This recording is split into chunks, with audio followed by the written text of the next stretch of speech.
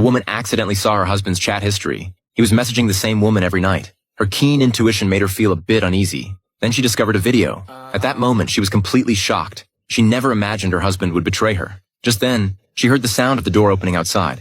It was her husband returning home.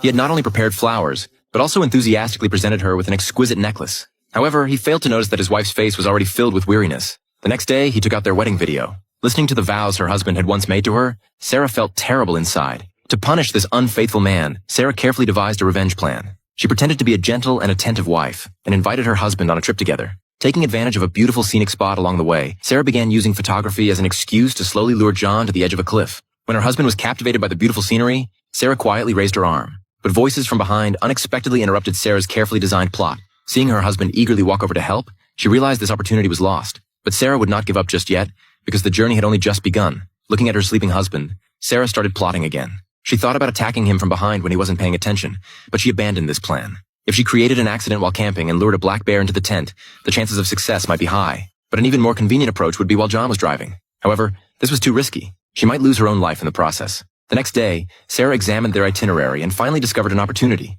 When no one was paying attention, she quietly took out a knife she had prepared in advance and sabotaged her husband's safety harness. When everyone began boarding the boat, Sarah had already positioned herself strategically. Watching her husband put his foot in, she finally felt relieved. Before long, people on the boat paddled downstream, and the river gradually became turbulent. Sarah knew that in such jolting conditions, the safety harness would quickly lose support. At that point, even experienced people would be thrown into the water, and under such circumstances, no one would risk attempting a rescue.